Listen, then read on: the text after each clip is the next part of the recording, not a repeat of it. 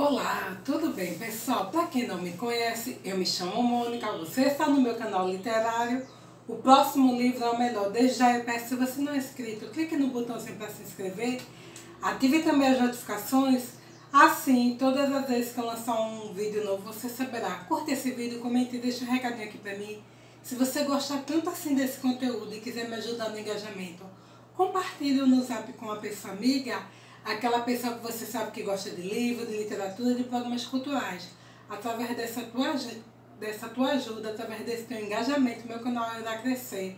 Se você não me segue no Insta, segue lá, @mmonica_carneiro, assim mesmo, com 2 M's, com 2 C's. Entre outras coisas de minha rotina, eu falo sobre livros. Vou deixar também na descrição do vídeo o meu Scooby, caso você queira me adicionar. Hoje, como no mês anterior, eu vou trazer um vídeo de 50% da minha TBA, porque eu acho que foi um mês que ensejou realmente eu partir essa TBA, para que eu conseguisse falar de forma mais detalhada sobre os livros em questão. Aí estão aqui. Eu acho que esses 50% foram maravilhosos. E aí eu quero falar bem rapidamente um pouquinho sobre cada um deles, tá bom? Eu vou deixar nos cards o que eu consegui linkar de vídeo que tem a ver com essa TBA. Minha CPU quebrou, aí tem algumas coisas que eu não vou conseguir fazer, mas aí o que eu puder deixar, eu deixo nos cards, do lado de cá. E o primeiro livro que eu queria e consegui ler foi esse aqui, Robinson Crusoe. É um clássico, né, da literatura universal. Eu tenho esse livro há bastante tempo aqui em casa e tentei lê-lo no ano passado e não consegui. E sempre fugia dele, não porque eu não tivesse interesse em lê-lo, mas pela questão mesmo de entender que é uma leitura mais arrastada, porque eu acho que um clássico seja isso. O clássico, ele, em geral, mesmo quando curtos, ele aqui tem 400 páginas, mas mesmo quando muito curtos, são muito descritivos. Eu acho que a maneira que os antepassados escreviam não é como nós, hoje, contemporâneos, escrevemos. E é muito detalhado, né? E é um livro que acaba fazendo muita reflexão, então você pensa muito na obra. Eu acho que todo mundo conhece, já está na cultura pop, né? Que é a história de um náufrago, o Crusoe, que ele sofre um naufrágio e fica isolado lá numa ilha. E ele fica ali vivendo aquela experiência de solidão e de refazer a vida dele dentro da perspectiva daquele ambiente isolado e solitário. Eu achei engraçado porque eu fiquei me perguntando como seria a vida do Crusoe se ele fosse um náufrago não consciente, no sentido da consciência que nós temos de civilização, do entendimento de sociedade, de costumes, de vida social, de trabalhar com artefatos, saber fazer coisas manuais.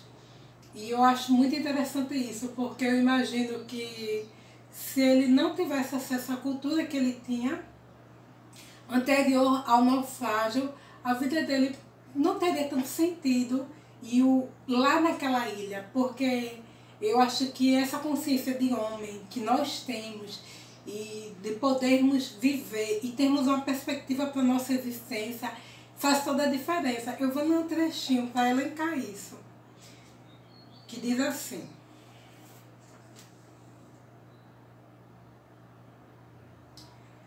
a medida era prudente e comecei a trabalhar com vontade. Levei cerca de 3 meses para terminar a primeira parte da cerca. Até então, amarrava os cabritos no melhor trecho do terreno e procurava alimentá-los de perto, tanto quanto possível, para que deixassem de me estranhar. E assim, para quem não conhece essa referência, Defoe, ele, quando escreveu essa obra, ele já tinha um referencial da época de um náufrago que viveu 3 anos isolados e depois conseguiu ser resgatado. Na história de Crusoe, ele vive cerca de 30 anos isolado na ilha. Aquela ilha, vez por outra, ela é habitada, mesmo que rapidamente, por aborígenes. E nessa primeira parte do livro, ele acaba conhecendo Sexta-feira. E Sexta-feira desenvolve com ele uma amizade, e é uma amizade, mas tipo um servo, um criado. Ele faz referência ao Brasil, e cita até o Brasis, e eu achei tão interessante essa parte quando ele fala do Brasil. Aí me faz lembrar que o Brasil, ele, em algum momento da história, ele despertou nos outros países muita curiosidade. Mas parece que todo mundo tem muita curiosidade em relação às terras tupiniquins, com exceção do brasileiro. Deixa eu mostrar ele todo aberto. É uma edição simples, Martin Claret. Achei que ficou um pouco... a diagramação um pouco apertada. E aqui tem alguns erros de grafia, que eu acho que eram dispensáveis, sabe? Eu acho complicado quando a gente pega um livro que a gente pensa que é uma editora forte, que tem todo um projeto, né, de trabalho em cima, de profissionais em cima, e mesmo assim passa alguns erros assim que são para mim desculpáveis. Mas tirando esse lado, essa obra ela é dividida em duas partes. E nessa primeira parte é esse lado mesmo do Cruzoé, vivendo aí na ilha, a solidão, a tristeza, a superação, o desejo dele de sobreviver. E ele inicialmente ele não tem lá muito apego a nada, uma fé, uma religiosidade, mas depois ele vai despertando essa consciência religiosa e ele tem aquele sentimento de gratidão pelas pequenas coisas que ele vivencia lá. Eu acho que todo mundo, mesmo que não tenha lido a obra, conhece algum referencial da cultura pop do Cruzoé. E para mim foi uma delícia quando chegou na parte 2. Porque é uma parte que não é explorada. Ele fica 30 anos ali naquela ilha e depois ele sai e aí ele conta a sua vida, a sua experiência ali naquelas 3 décadas praticamente que ele viveu isolado. E ele leva a Sexta-feira com ele e ele volta para a cidade dele, vai ver os familiares, ele constitui família, ele leva algum dinheiro, mas depois ele tem aquela saudade de mais uma vez rever a ilha, e mais uma vez estar no mar. E essa parte realmente a gente só conhece depois que lê a obra, porque não é explorada nos filmes, no que tem por aí, né, nas redes. E eu achei isso muito rico, sabe? É um livro que em alguns momentos você tem uma raivinha do Cruzoé, porque é um tipo de livro que ele tem uma cultura muito imperialista, de dominação. E o que o Defoe ele usa para isso é a religião. E eu vejo uma cultura muito de imposição, de cultura sobre cultura, querendo mostrar a cultura europeia em patamar de superioridade em relação às outras culturas. E ele é muito cruel em alguns aspectos. É como se ele normalizasse também a escravidão. Mas a gente entende também que é uma outra época e que naquele contexto era normal. Eu acho que não é um mero livro de aventura, por essas outras questões que ele aborda, e por isso eu acho muito mais enriquecedor. Deixa eu só ler mais um trechinho do livro para elencar essa dominação de cultura sobre cultura. Concluí, depois de todas essas considerações, que estava errado. Aqueles selvagens não eram assassinos no sentido que lhes atribuía, da mesma maneira que o não eram os cristãos, que tantas vezes mataram os prisioneiros capturados em combate, os que passaram tropas inteiras a fio de espada, sem lhes dar quartel, embora tivessem deposto as armas. Por outro lado, embora se tratassem com tanta crueldade, não me tinham feito nada, porque ele tem raiva quando ele vê aqueles outras pessoas que vêm para a ilha, que são tribos de canibais, e ele fica assustado, meio com medo, mas ele tem muita raiva e pensa até em matar um deles. Mas ele depois percebe que é inútil, porque ele acabaria sendo uma presa daqueles aborígenes. E aí é quando mostra mesmo essa questão mesmo da superioridade, né, imposta. de uma cultura sobre a outra. Mas é um livro maravilhoso. É um livro que eu curti muito pela questão da aventura, pelos detalhes mesmo da obra, mas também por perceber esses outros aspectos críticos, mas que também são interessantes. Refletem uma época, né? Uma época de navegação, uma época de uma cultura impondo sobre a outra. E é maravilhoso, pessoal. Quem tiver esse livro, eu super recomendo. Se você não leu, leia. Eu acho muito importante a gente ler clássicos, tanto nacionais como estrangeiros, porque eu acho que a riqueza e a base que um clássico dá, nenhum outro livro dá. Né? Eu também gosto muito da não ficção, porque eu acho que abre em nós uma criticidade muito grande. E como contemporâneos, precisamos de ler livros atuais, contemporâneos, da nossa época. Mas eu acho indispensável, né? Eu acho que quem não conhece o seu passado vai ter uma redução do entendimento do presente. Aí depois que eu li esse aqui, aí eu li esse livro maravilhoso, por título Foi. Eu não conhecia esse autor, Coetezi, eu acho que se pronuncia mais ou menos assim. É um autor sul-africano. Esse livro eu ganhei do Carlos, do Livros e E-Books. E eu achei engraçado, porque eu não conhecia esse livro, nem conhecia o autor. Olha que lindo essa capa. Deixa eu dobrar essa jacket. E é uma homenagem, tá bom, ao escritor Defoe. Depois que eu li tanto Cruzoé como Foi, eu fui atrás das resenhas pra ver, né, o que o pessoal falava. Encontrei poucas resenhas. No canal do Carlos, ele fala sobre Robinson Crusoe e Foi. E olha que bonitinho, tem um recadinho. Eu achei tão interessante esse recadinho, porque aqui ele fala, né, sobre esse livro que eu não conhecia e condiciona eu lê-lo depois que eu ler Cruzoé. E aqui conta a história de Susan. Susan é uma mulher que ela naufraga numa ilha. E aí é outra perspectiva, porque ela naufraga na ilha do Cruzoé. E lá ela conhece, se relaciona com ele. E também tem contato com Sexta-feira. E o Cruzoé conta um pouco da vivência dele ali naquela ilha, no tempo que ele está isolado, náufrago. E é engraçado porque nessa perspectiva da Susan, ela entende de maneira diferente a narrativa do Cruzoé. E tem um certo momento do livro que ela fala,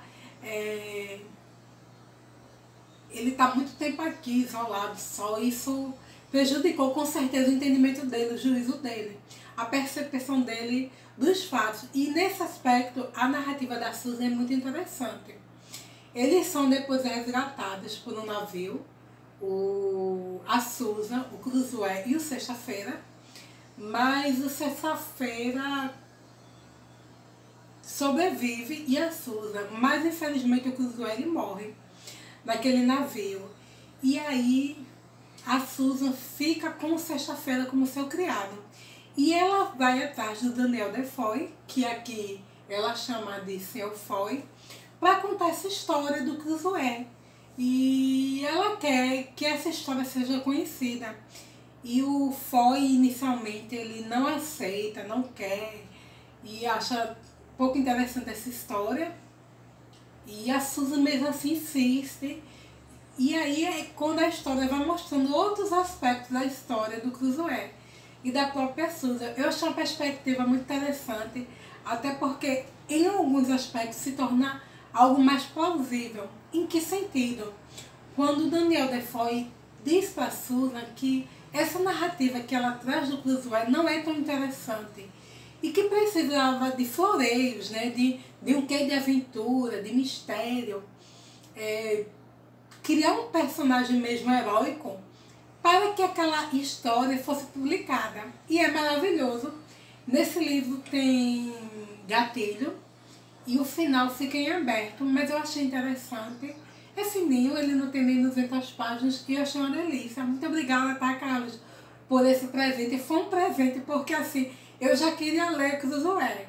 Aí fiquei mais interessada porque eu sabia que deveria ler primeiro para terminar esse. E depois de ler esse clássico maravilhoso e conhecer a história integralmente, me deparar com essa perspectiva da Susan foi super interessante. Em alguns aspectos eu achei até a narrativa dela mais ok, dentro da plausibilidade, né, de uma vida social, de fatos reais. Mas foi maravilhoso, pessoal. Eu não tenho dificuldade em ler clássicos, muito pelo contrário. Quem me conhece sabe. Eu sempre li clássicos durante toda a minha vida. A diferença é que às vezes a gente corre um pouco com medo de empacar na história por causa desse aspecto descritivo. Mas é maravilhoso, sabe? Super recomendo. Quem tiver oportunidade, tiver em casa, Robinson Crusoe. Quem não tiver e for adquirir livros, eu sugiro que compre os dois, tanto o Robinson Crusoe como o Foy, e ler nessa sequência, né? O clássico e depois essa nova perspectiva, porque eu acho que vai ser enriquecedor. São tipos de livros que trazem outras reflexões. Não é a mera história de aventura, super recomendo. Aí o terceiro livro que eu li foi esse aqui, Grandes Líderes. Foi para terminar o box da Segunda Guerra Mundial, que tratou sobre os grandes conflitos holocaustos. E aqui, Grandes Líderes. Eu tenho uma ressalva para fazer sobre esse escritor, Dimas Cruz Oliveira. Apesar de ter gostado muito da leitura e de relembrar alguns fatos da história da Segunda Guerra Mundial, né, que eu estudei na época de escola, essa obra em si, ela tem alguns aspectos problemáticos, porque em alguns momentos o Dimas ele não se atém tanto à descrição de fatos históricos, mas ele dá algumas opiniões. E quando a gente pensa na historiografia, a gente não pode se basear necessariamente em opiniões. Fato é fato, opinião é opinião, né? Isso aqui é uma mão e é uma mão. Se alguém acha que não é uma mão, que é uma luva, é uma opinião. Mas a opinião de que isso aqui é uma luva não derruba o aspecto factual e real de que é uma mão, né? Então eu acho que a gente tem que tomar esse cuidado. Aí fiquei me perguntando se para quem não tem uma base de história do Brasil e história mundial, se seria interessante ler esse box. Acho que não. Quem não tem uma boa base, eu acho que tem que procurar outro tipo de livro. Mas para quem já tem bom conhecimento e só quiser relembrar, eu super recomendo. Foi um box baratinho e eu achei uma delícia. Foi o livro que menos me pegou, mas achei mesmo assim interessante. E aqui ele traz alguns líderes como Hitler, Mussolini, Stalin, até mesmo Roosevelt. E aqui ele fala de alguns outros eventos, né? Fala um pouco sobre Vargas e é maravilhoso. Ele fala também sobre a quebra da bolsa nos Estados Unidos e o Plano Marshall, né? Eu acho que todo mundo já ouviu falar do Plano Marshall, né? Que foi depois da guerra, aquele plano de recuperação da economia do continente europeu, né? E super recomendo. Recomendo no aspecto de lembrar a história, né? Porque é uma delícia quando a gente já tem uma base e a gente relembra algumas coisas. Mas tenho essa ressalva em relação a alguns erros de opiniões que o Dimas elenca. Eu acho que historiografia não é opinião, né? Eu acho que a gente tem que ter opinião em relação a outras coisas. Mas a historiografia ela tem que se deter a fatos. E aí, para terminar esses 50%, eu fiz essa releitura, deixa eu tirar a luva, desses quadrinhos aqui, Lady Killer, volume 1. E para quem não conhece a história, conta a história de Josie Schuller. Ela é uma matadora de aluguel e ela vive aqui com o marido, com 2 filhas, com a sogra. E mostra um pouco as aventuras da Josie nessa matança, né? Nos contatos que ela tem para matar pessoas, desafetos de outrem. E é maravilhoso, foi uma delícia. Eu acho que fazia quase 2 anos que eu não tinha lido esse quadrinho e foi maravilhoso. E aqui é nessa primeira parte da história da Josie. E aí, para finalizar, eu li, deixa eu tirar a luva, O volume 2 foi uma releitura também, quando a Josi, aqui ela já tenta sair um pouco dessa vida de matadora de aluguel, ela rompe meio que com a agência que a contratava, e ela vive esse conflito de ter uma família e viver essa vida dupla. É uma delícia, é um quadrinho super divertido, apesar de muitas cenas de sangue, não causa gatilho, não dá medo. É aquele quadrinho assim de entretenimento. E quem tiver a oportunidade de comprar, de adquirir para si, super recomendo, pessoal. Eu sinto que às vezes a pessoa compra tanto livro, tem tanto dinheiro para comprar livro e acaba não tendo tanto tempo, né? Porque o tempo é muito precioso, é muito escasso. Mas eu acho que eu poderia investir também um pouco em quadrinho, porque eu acho que dá um respiro em relação a leituras mais densas. E para quem pode, eu acho super investimento. Eu não gosto da perspectiva do quadrinho, no sentido quando ele é uma adaptação de uma obra original e a pessoa substitui, né? Redução de obra eu acho super sofrido, sabe? Uma versão reduzida, infanto-juvenil, quadrinho, eu acho que ela é complementar, né? A gente sempre tem que ler realmente o original. Mas quando você pode se permitir sair, eu acho maravilhoso. E são esses aí. Eu já estou lendo outras coisas, já finalizei algumas leituras do restante da minha TBA. Mas aí eu vou trazendo outro vídeo quando eu finalizar tudo, né? Pretendo, se for possível, nesse mês, assistir alguma coisa. Aí na parte 2 eu falo melhor sobre isso, tá bom? Não sei se vocês leram algum desses livros, conhecem. Se já leram Robinson Crusoe, deixa um recadinho, bora conversar sobre esses livros, tá bom? Obrigada para quem assistiu e até a próxima. Tchau, pessoal!